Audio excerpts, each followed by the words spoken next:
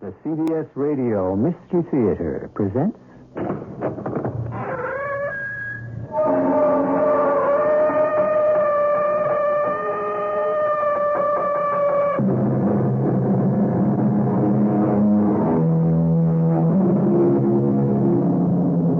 Come in. Welcome. I'm E.G. Marshall. Gambling fever. A disease that, in varying degrees, afflicts millions of Americans. In its milder form, where it's indulged in casually, it can be no more than a pastime. But the compulsive gambler finds himself on the road to perdition. An addicted gambler is doomed as surely as anyone addicted to drugs or alcohol. He will inevitably find himself face to face with disaster. Hey, you're late, Lou. I know. I've been trying to raise the money. You ought to put that to music. That's the same song I've been hearing for the last week. Look, we've been doing business for years. I've always paid before, haven't I? That's like yesterday's news.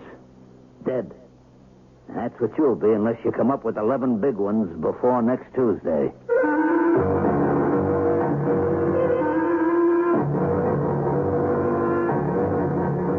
Our mystery drama, Met with the Angels, was written especially for the Mystery Theater by Murray Burnett and stars Mason Adams. It is sponsored in part by Buick Motor Division and True Value Hardware Stores. I'll be back shortly with Act One.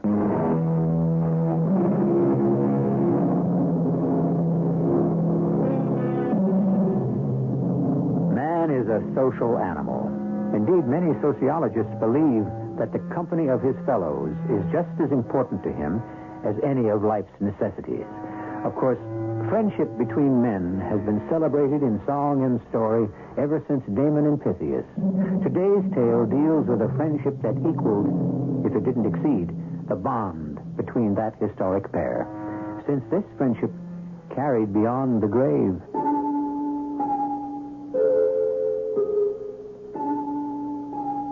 Ever since I could remember, Lou Marvin and I had been pals.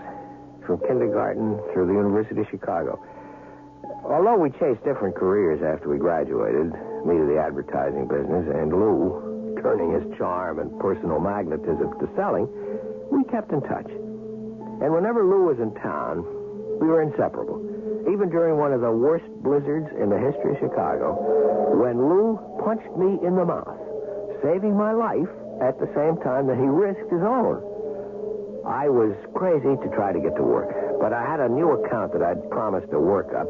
So I fought my way to my car and was just about settled in the front seat when I saw Lou trudging towards me through the snow. At the same time, I heard a thump.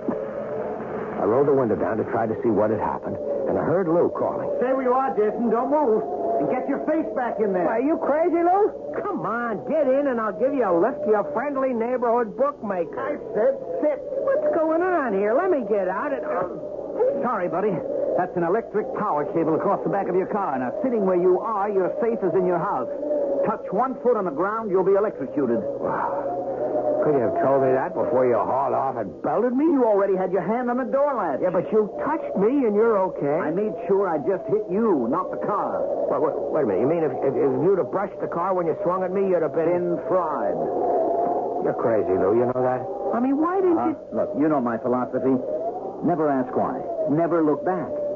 Now, I'll get a tree branch, get that power line off the car, and we'll find a poker game. Lou found the poker game. I went to work, despite Lou's beautifully persuasive sales pitch. Lou knew that I wasn't a gambler, but he liked to have me along when I could spare the time. I enjoyed watching, and I sometimes even made a small bet. I liked to think that I acted as a restraining influence, but I realized I was kidding myself. For example, one summer night, we went to the Trotters. The next race, Jason, the next race is going to be the biggie. We'll win back everything we lost. Right, Lou. I mean, isn't that the way it always goes? The next race, the next football game, the next fight. Have I ever steered you wrong? Often? Well, can't win them all, you know that. Oh, I know, Lou. I know. I just don't like to lose them all, and I think you lose more than you win. Oh, come on now. No analysis tonight. Look at this horse here. Look at this. Number 6 in the next race. Right. Well, that's where they say the pot of gold is. Jason, 11 to 1. That's not like you, Lou. You're a chalk player. Not when I'm out $600. Now look at him. There he is out on the track now. The roan there. Now, isn't he beautiful? You know something, Lou? You have been reading racing forms since high school. Now, I don't pretend to know half as much as you, but look at this dope sheet on Rainbow. He leads all the way to the stretch, and then he quits and he finishes last. I saw that. That's the beauty of it. I figure they're setting him up for a killing. That's why he's 11 to 1. Now, come on. Let's get to the windows before we're shut out. As usual, there was no standing up against Lou's enthusiasm. I bet $5 on Rainbow. Lou bet 100. Rainbow went out to a 6-length lead with Lou screaming, "What did I tell you?" and then stopped as if he'd run into a brick wall. He finished last again. But what happened next? That's the part that you're not going to believe. There you are. Well, you were smart only to bet 5. But this time, watch. Rainbow will do it. What? The race is over. 1 heat. They're going to run a second. I don't. You're not gonna bet him again. Jason, that's why you're a loser. You just don't understand. Now look at the tote board. Rainbow's up to 15 to 1. They're going to make a killing. Who's they? How do I know? The owners, the insiders. Oh, boy. You know, Lou, for an intelligent guy, I really think you don't have all your marbles. You don't know anything about gambling. I know enough not to put my money on a horse running against the very same horses that just beat him by 20 lengths. Jason, now look, it costs money to run a horse in this race, doesn't it? I know about entry fees. Well, there you are. Why do you think the owners would put up this much money to enter him if they didn't think he could win? This is a put-up job. I can smell it. Okay, you have every right to call me the world's biggest idiot, but you've never heard Lou sell. His belief was so strong, and he had the ability to sweep away all logic and actually convince you that he was right. At any rate, I bet another 5, and he put down his last 100, and then we rushed back to the track to watch and listen. And as they head into the stretch, it's Rainbow on top by 2 lengths, then Mark's son of Villafranche and Hesperus. Hesperus is moving on the outside. Mark's son and Villafranche also moving up as Rainbow falters. It's Hesperus and Mark's son. Hesperus and it's Mark's son on the inside by a nose. There'll be a photo. Well, Lou. Yeah. There you are. Well, I still have a small bankroll left. I think I'll find me a poker game. I couldn't get sore at Lou. None of his friends could. I mean, if you liked him, and most people did, you put up with that fatal flaw in his character. However, I didn't hear from Lou for about a week after the incident at the racetrack, and I was concerned. I called and I left messages, but he didn't return the calls. So one night I decided to stroll over to his apartment on Lakeshore Drive. I missed his unfailing cheerfulness, and I also wanted to tell him that I'd finally met a girl that I wanted to marry. I wanted them to meet because it was important that they be friends. As I approached the entrance to his apartment house, I was surprised to see Lou come out, escorted by 2 men. Lou! Hey, Lou, hold up a minute. I didn't like the way the men kept Lou between them as they came to a stop. They were well-dressed, but something about them screamed hoodlum. Where are you going, Lou? Did you forget our date? Oh, yes, it slipped my mind. Slipped your mind? You mean you forgot that I wanted to introduce you to Hillary? Jason, I'm sorry. These gentlemen drove everything out of my mind. Yeah, but Lou, we got important business together. You might almost say it's a matter of life and death. To Lou or to you? What's your name? Jason Clark. All right, Jason Clark. Your good friend here owes us 11 big ones, and we intend to get it. Now, how about it, Clark? This guy going to stand up for your wedding? Going to be your best man? Well, I sure hope so, if the girl will marry me. Fine. So how about you standing up for him and guaranteeing we get our dough? Okay, I'll guarantee you get your money. Yeah, there's a friend for you, Lou. You ought to be real proud. Yeah, you understand, I don't have that kind of money now, but... Sure, we understand. We'll give you a week to get it together. You shouldn't have done that, Jason. I make my problems and I solve them. I couldn't let him kill you. Look, I'm no good to them dead. I'll admit I might have crawled away with some bruises and maybe a couple of broken ribs. You haven't got that kind of loot. I'll manage to Oh, get you'll it do together. nothing. Now, look, I'm going out on the road and sell some swimming pools. 6 ought to do it. If I can't sell 6 pools in a week, I'll give up gambling. Lou did sell the pools. 7, as a matter of fact. He didn't give up gambling, and he met Hillary Jones, by this time my fiancée. To my delight, they hit it off beautifully. Hillary disapproved of Lou's gambling, but she was not a managing woman, and she didn't attempt to reform him. When Lou was in town, he was always welcome company, and we became a threesome, until tragedy struck. Lou was killed in an automobile accident. I'd realized how large a part Lou had played in my life until he was gone. I asked Hillary to move up the date for our wedding, hoping that married life would help fill the void. Well, of course, dearest. We can get married tomorrow if you want. Did I ever tell you how much I love you? Frequently. But I never get tired of hearing you say it. You're a remarkable woman. I know that you and your folks wanted a big wedding with all the trimmings, and yet you're willing to marry me tomorrow. I love you, Jason. You know, I wouldn't ask you to disappoint your folks and run off and get married, but it would be great if we could move the date up a couple of weeks. No problem. Great. Let's celebrate. I tell you, I'll give you 10 minutes to change, and we'll have dinner at the pump room.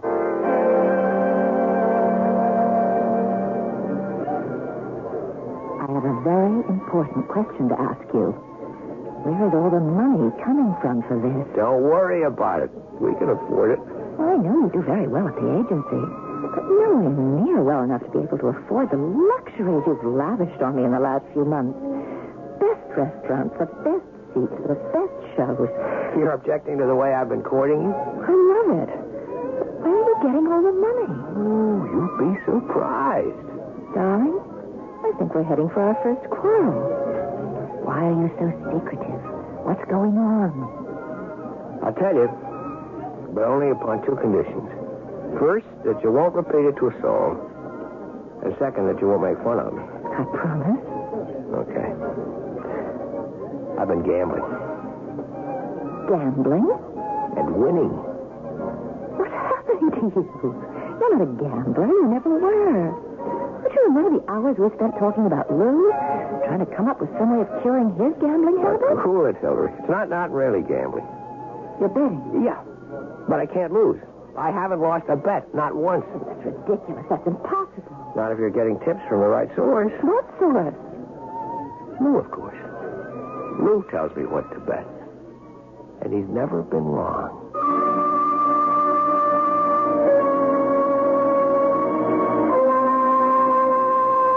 The late Harry Houdini swore to his friends that he would get in touch with them after his death. He even left very definite details as to how they would recognize his presence, even if he were unable to talk with them. So far, none of them has been contacted. Now we have Jason Clark, who says he's getting betting tips from his dead friend. Can this really be true? We'll find out shortly when I return with Act 2.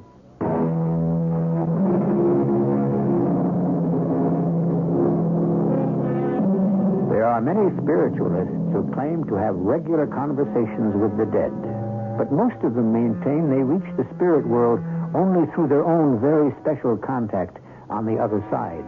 Jason Clark, however, has told his fiancée that he's in direct contact with his dead friend Lou Marvin, who's giving him sure winners in sporting events. Jason, I know you believe that Lou has been giving you tips on betting. I'm trying to decide which worries me more. The fact that you're gambling or the fact that you actually think that Lou... Remember your promise. You swore that you wouldn't make fun of me. Darling, I'm not making fun. I'm just terribly worried. I know how close you and Lou were and how much his death affected you, but this is... Look, honey, please, relax. I'm not crazy. Now, just let me explain how it happened. But you can't. All right, go ahead. See, the first time I was reading a sporting page about the game between the Chicago Bears and the Giants. And suddenly I heard Lou's voice clearly telling me to bet the Giants. Oh, you couldn't have. Right. I couldn't, and I didn't. I dismissed it as some sort of hallucination. But twice before the game, I heard him again.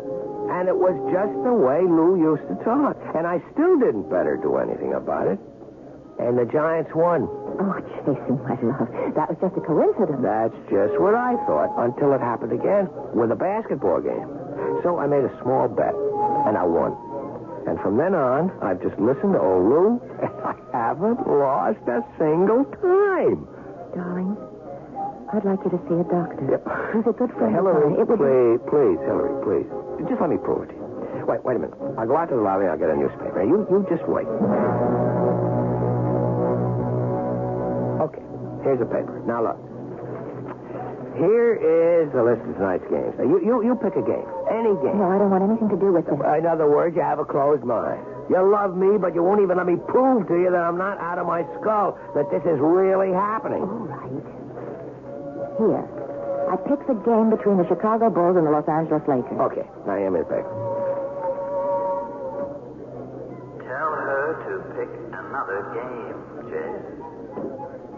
Well, do you hear anything? Yep, Lou says you should pick another game. I didn't hear a thing. Yeah, I know, but that's what he said. All right. But I'm only going along with this nonsense because I love you. You just pick the game. It's getting late. All right. In Boston and Philadelphia. How long are you going to stare at that paper? Take the Celtics and 6 points. Where are you going? To phone in my bet. Lou told me to take the Celtics with 6 points. Well, do you believe me now? 100, 200, 300, 500 bucks. But the Celtics lost. Yeah, but only by 3 points, and the spread was 6, so I won. Now do you believe me? I believe you won, but I don't believe... I refuse to believe that such a thing could happen. You don't believe in life after death? Maybe there is. But if there are such things as spirits, they don't go around giving people tips so that someone down here on Earth can win a lot of money. Come on, Hillary. You know what a great salesman Lou was. I mean, if anyone could sell the other world a bill of goods on gambling, Lou is the fellow who could. Jason, I don't know what's going on, but I want you to stop. Why? Because it's wrong. What's wrong about winning? I'm making legitimate bets, and I'm winning. I mean, it's the easiest money I ever made in my life. We can use it to build a wonderful life. Do you realize that the ceiling is absolutely unlimited? And what happens if Lou stops sending you tips? Simple. I don't bet. I'm not a gambler. I'm just a winner. A man who acts on heaven-sent information. And if I don't get the information, I'll quit. And what happens when you lose? Well, I don't even want to think about that. Not because of the money. I mean, there's no way I'd bet enough to lose it all. But if I lose, that'll mean that something is going on inside my head, and I never was in touch with Lou at all. And how do you think I like living with that thought? You shouldn't consider it. The records show that I must be hearing from Lou that I'm betting only on sure things. But somehow, to me, that's even more frightening.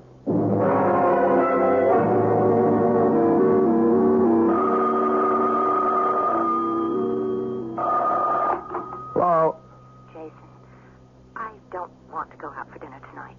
what's the matter? Headache? No, I'm fine. I'd just rather you come over to my place because I have something to tell you that needs privacy. Okay. Did you get the flowers? Yes, thank you. They're beautiful. What's all? Nothing else to say to him? I'll see you in an hour. Jason, before I say anything, I want you to know that's the most beautiful engagement ring I've ever seen. Well, at last. I was beginning to think that either you hadn't received it or you didn't like it. No woman could look at it and not like it. It's really exquisite and expensive. Obviously, you're still winning. That's an understatement. My bookmaker is hinting that perhaps he'd rather have me go to Vegas to place my bet. I tell you, darling, we have got the world by the tail. Yes, I suppose that's one way of looking at it. Well, what's the matter? I thought you'd be happy about the ring. The trouble is that I'm beginning to believe you about Lou. Why should that make you unhappy? Because I don't want to believe in demonic possession. Demonic? What the deuce are you talking about? You know how we used to laugh and joke about all those books and films where some kind of devil entered the body of a perfectly normal person and took over? Well, what's that got to do with anything? Oh, I believe that somehow Lou has taken possession of your mind.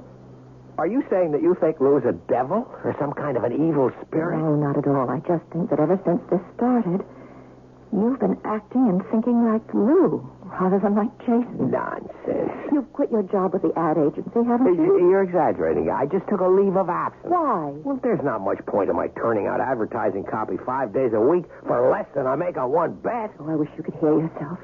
It almost sounds as if Lou were talking. That's just what he'd say. Wait a minute. Of course. Why didn't I think of this before? You're jealous. You're jealous of Lou and... That's not true. That's not true at all. I thought Lou was a fine person, and I enjoyed being with him, but much as I liked Lou, I would never have thought of marrying him. Well, I can't believe what I'm hearing. I mean, look at me. I'm Jason. I am Jason Clark. You remember me? The guy who loves you and wants to do everything in the world for you. If you really mean that, then we have no problem. Of course I mean Then it. stop betting. Boy, oh boy, I really stepped into that one, didn't I? Well? Let me think about it for a minute. You think about it. I don't have to because I already know the answer. You're pushing me, Hillary, and I don't like to be pushed. Why don't you admit it? You're addicted exactly the way Lou was addicted. You can't stop, not even for me. Can't you see that's not fair? I mean, Lou lost a lot of time. Sure, he won now and then, but he lost. I mean, if you want to say that I'm addicted, be honest. I'll admit that I'm addicted to winning. I'm sorry, Jason. Here. What's that? Your ring. I'm giving it back. I'm calling it quits. If I were a gambler, I might say I was cutting my losses because I know what you're doing is all wrong. I walked back to my place after Hillary had broken our engagement, feeling rotten. I had to face up to it. A lot of what Hillary had said was right. I just couldn't bear the thought of throwing away this golden opportunity. And I also had to admit that if I quit, it would probably break my link with Lou, and I didn't want to lose contact. I was feeling miserable when I opened the door to my apartment, and I froze. Seated there were the two men that I'd seen with Lou when he owed them $11,000. One of them spoke. Come on in, Clark, and close the door. You remember meeting us before with your friend Lou Marvin? I'm Mr. Smith. This fellow's Mr. Jones, my silent partner. How did you get in? Let's not waste time on unimportant matters. I don't remember the guy who said if you can't lick 'em, join 'em, but that's the way we feel. We want to go into business with you. Yeah, but I'm not in business. Wrong. Dead wrong. Now, you've been taking a lot of money. An awful lot of money away from our enterprise, and it shouldn't happen that way. Now, you know as well as we do, Clark, it don't figure. You mean I'm not supposed to win? Well, of course, you're supposed to win some of the time. But even the luckiest gamblers we ever saw also lost some of the time. You're something else, Clark. You're the first guy we ever ran across who never loses. If you fellas are trying to tell me that you don't want my action, I'll go elsewhere. There ain't no elsewhere, Clark. You've become famous. Now, we're here to make you a straight business proposition. We understand you must have some kind of a system. And we want you to tell us about it so we could work it better. I don't have a system. Now, look, Clark, you've been doing great. I mean, great. But what else you'll do even better? We can put down bets that no one would take from you. So it makes sense to let us in on it. Look, I told you, I don't have a system. You're not dealing with children when you talk with me and Jonesy. Well, you want to make us believe you close your eyes, you stick a pin in the paper and come up with a winner? Of course I don't do anything like that. All right. So tell us, what do you do? This is ridiculous. Ain't it? You know, if anyone had ever told me I'd be sitting in a guy's apartment one night begging him to tell me how he picks winners, I'd have said he was bananas. But here we are, and we're asking you, and we're asking polite. Yeah, I understand that, but I have nothing to tell you. It's just that I get a feeling. Well, you're going to have to come up with something better. Maybe like somebody on the inside is giving you information, you're splitting with them. Is that the way you work it? Absolutely not. Okay, I'll buy that. Not because you tell us, but because we got connections, and we check them very carefully before we come here tonight. If there's anything I could do to help you, I would. You can. All you have to do is tell us how you figure the basketball games, the football games, the races. Just tell us. And we're in business. Okay, all right, okay. I'm using the rhythm system. You have heard of biorhythms and charts? Biorhythms? Yeah. See, look, here's what I do. I get the birth date of every player, and then I use my own system of determining the biorhythms of all the key players involved. And whichever team has the players, see, with the greatest number of high in all the three categories, which are emotional and physical and astrological, well, that gives me the clue as to how to bet. And I suppose you do the same thing with the horses. Nah, that'd be silly with horses. Oh, I'm sorry. My partner has a nasty temper. I don't like violence. But I can't blame him for punching you. So come up with some answers or Jonesy's going to get so mad, he might really hurt you.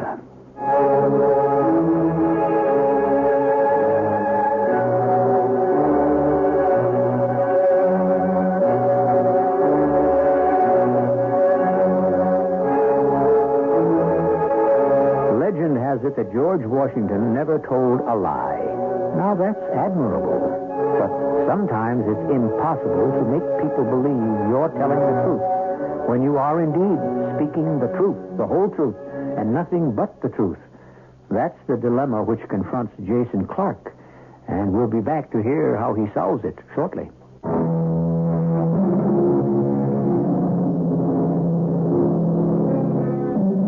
Each of us has his dreams. To those dreamers who lament the fact that their castles in the air don't materialize, I say, beware.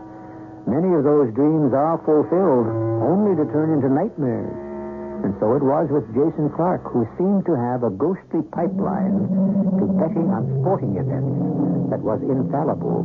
Indeed, Jason has never lost a bet. And now some very rough gentlemen are determined to find out how he does it. You feeling a little better, Clark? My nose has stopped bleeding.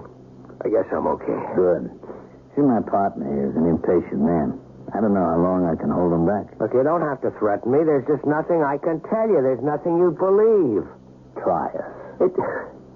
It's no use. It's hopeless. You're not going to come back with that what do you call that, biorhythm garbage, are you? No. All right, you seem to be learning. Now, we'll go along with something when we hear the truth. Okay, do you remember Lou Marvin? Sure. Swell guy. Now, you know that we were very close. Yeah. Look, that's ancient history. Marvin is dead. Yeah, and he's been giving me tips. Hold it, Jonesy. Every time enough for your act. First, I want to hear the rest of this fairy tale. Oh, gosh, I told you that you wouldn't believe me. Well, I'm trying, Clark. If I hear you correctly, you're getting tips from Lou Marvin, who died almost a year ago. That's right. How do you get in touch? I don't. He does. See, I'll be reading the sports news or listening to sports on the radio. Suddenly, I hear him tell me what team or what horse to bet. Mm-hmm. And I suppose you're the only one who could hear him, right? Now you got it. No, you got it. 48 hours to come up with the real dope, or you're going to find yourself in a hospital. I didn't leave my apartment for 2 days. I didn't make a bet. I didn't even look at the sporting pages. I sat and I worried and thought and didn't come up with any answers. If Smith and Jones weren't willing to accept the truth, there was just no story I could make up that would hang together. I knew I'd have to go out sometime, and I wondered where they'd pick me up. Late the second night, my phone rang. Hello? This is Smith. Remember me? Yeah. Have you changed your mind? I can't. You've got to believe I told you the truth. Boy, I've met some stubborn guys in my time, but you take the cake. Now listen. Listen good, because you won't be hearing from me again. Yeah, you know how Jonesy feels about you. But he's not stubborn. When I showed him that if we damaged you, we might be killing a goose that laid the golden egg, he saw the logic of that right away. That makes sense. So you decided to leave me alone? That's right. But that girl you're going to marry, that Hillary Jones, now there's really a good-looking dame. Listen, if you touch her... Now, you can stop us. Just tell us your system and nothing happens to her. But if you don't, when we get through with her, nobody would want to marry her. Think it over and call me tomorrow. You know the number. Although it was well past midnight, I called Hillary. I told her I had to see her. It was a matter of life and death. I think she was still too sleepy to understand what I was saying, but she agreed to allow me to come over. All right, Jason. Now that you've got me out of bed in the middle of the night, calm down, drink some coffee. Tell me what this is all about. Well, first, Hillary, I want to apologize. I take back everything I ever said to you. About what? About this betting. I was wrong and you were right. It's big trouble. And the thing I can never forgive myself for is that you're involved. I don't see how that's possible. Darling, listen, start packing. You've got to go away. You please drink your coffee and make some sense. They're threatening you. That's why I called. Right after Smith hung up, we've got to find someplace where they can't find you. Listen, I know you're in some kind of panic and that you're worried about me. Why do I have to run away? Sorry, you're right again. You see, the fellas that I've been betting with came to see me. They thought that I had some kind of new foolproof system for picking winners, and they wanted to go into business with me. Of course, I told them I didn't have a system, and they didn't believe it. They threatened me. One of them took a punch at me. And finally, I told them the truth. Even about Lou? Right. Of course, they didn't believe that either. And that was 2 days ago. Well, they called me tonight. They said they wouldn't hurt me since I'm the goose that lays the golden eggs. But if I didn't tell them, they were going to beat you up and scar you for life. That's why I'm here, and that's why you've got to get out of town now. No, that's not the answer, Jason. I don't intend to run away. Believe me, Hillary, this isn't the time for heroics. No, not for panic either. Running away won't solve anything. Well, what will? Wait a minute. I'm trying to see it their way.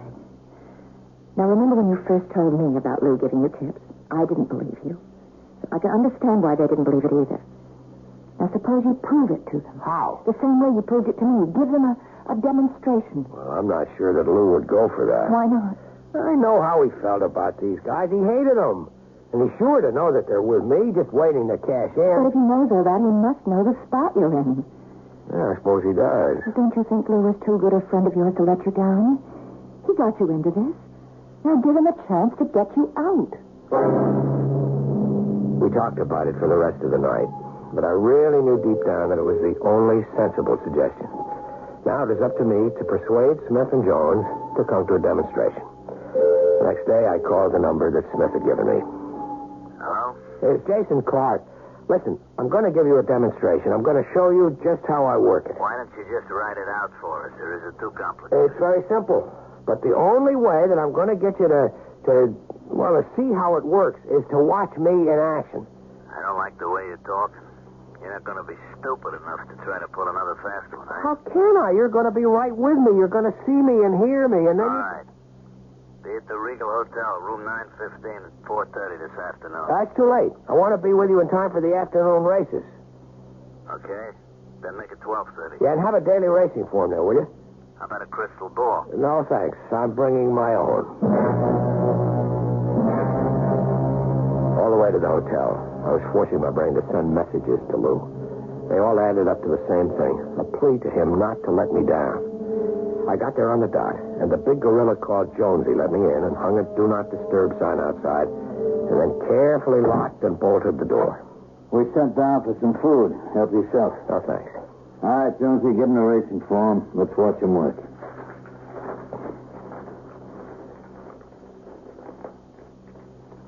Well, what are you doing? Working. We ain't hearing nothing. I'm going to give you the name of a horse to bet. What race? I don't know yet. I don't believe this guy, Jonesy. Look, I can't concentrate if you keep on talking. That's too bad, because I ain't going to shut up. You know, dummy, you know what we want. We ain't looking for tips. We want to know how you do it. I'm going to show you now. Shut up. You're going to tell us. I already told you. Lou Marvin gives me the name of the horse. I have to wait until I hear from him. Jonesy, maybe you better pay a call on the young lady. Oh, now, wait a minute. You've got to give me the chance to prove to you that I'm telling the truth. Look, Lou Marvin's dead. Now, you tell me that somehow he gives you a tip on a team or a horse. Right, he talks to me. Look, how much have I won over the last 4 months? You must have an approximate idea. Not approximate. We have it right to the penny. You're into us for 78 big ones. $78,000. Okay, I have most of it. Not all, but I can get the difference. And I'll show you how much I believe in what I'm saying. I will bet the whole bundle if you guys can get it down. $78,000. Does that sound as if I'm making up a story? Jonesy, here's a guy with a lot of moxie. He sure backs up his fairy tales. All right, I'll go along with you, Clark. Go back to studying your form. I went through the first 3 races, reading the names of horses to myself, and looking at their past performances, and nothing. I could feel the growing skepticism of the 2 men in the room. Come on, Lou. Come on. If you don't come up with a horse soon, Jonesy and me are going to get a little angry. Sunset Star in the 6th. That's your horse, Jason. I've got it. Sunset Star in the 6th. You can bet $78,000. Jones left to go into another room, and Smith and I sat and looked at each other. Jones returned and nodded that the bet was down, and we sat and waited with the radio on, waited for the start of the 6th race. When the DJ said, and now for the call at 6th race to take you trackside, there was enough electricity in that room to have lighted the whole hotel. They're off on the inside. Prize Folly, closely followed by Joey's Boy, a length, and then Sunset Star with Kendo, Victor X, and Generalissimo all punched in the middle of the track. Around the clubhouse turn is Joey's Boy, ranging up alongside Prize Folly, a length and a half, and Sunset Star, Generalissimo 2 lengths back along the rail, and Victor X and Kendo. Along the backstretch, Sunset Star's making his move between horses, and now it's Sunset Star, Joey's Boy, and Price Folly neck and neck with Generalissimo closing in the center of the track. And now, down the stretch to the finish, it's Sunset Star and next over Joey's Boy and Price Folly. It's Sunset Star and Joey's Boy, and charging up alongside Generalissimo. Sunset Star and Generalissimo. Sunset Star and Generalissimo. And it's Generalissimo the winner. Sunset Star second, and a photo between Joey's Boy and Price Folly for show money. Okay, Clark. You showed us how it works. No, what happened? How could you do this to me? Look, you don't have to put on that Marvin act for us. We figured it right. You didn't have a system. You just got hot and ran the luckiest streak I've ever seen. But the $78,000 that Jones bet. You don't think we'd have laid $78,000 on a tip from a ghost, do you? We still got all our marbles. Now we got our money back. That's okay. You want my advice? Just don't make any more bets.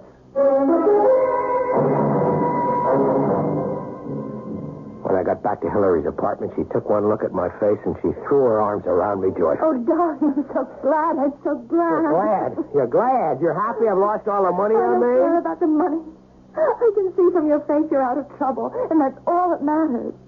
I promise not to make another bet. Oh, that's marvelous. I've got you back again. Well, you never lost me. But there's one thing that really bugs me and will as long as I live. I know I really heard Lou's voice. I suppose you did. Why should that bother you? I'll never know. Was he really getting advance information? Or was he just riding a lucky streak? You've overlooked another possibility, darling. What's that? That Lou was truly a wonderful friend who saw what was happening and wanted you and me to live happily and safely ever after.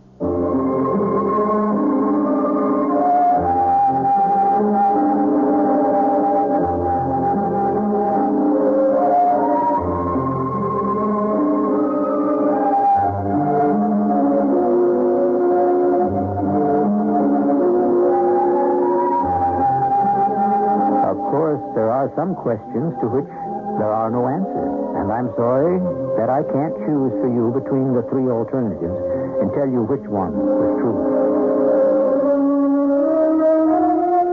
There are always skeptics, and they will say that Jason Clark only imagined he heard the voice of his friend.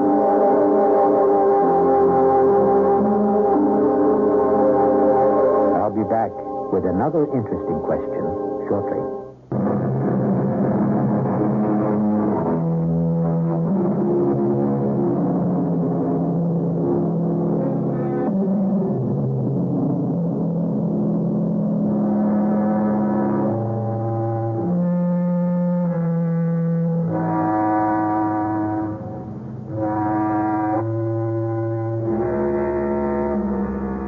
question that intrigues me about today's tale of friendship and the compulsive gambler is if indeed Lou Marvin was really sending messages from the spirit world to his friend and getting a vicarious pleasure from making bets through Jason, what happened to Lou when he could no longer gamble? Did heaven or Lou make some other arrangement?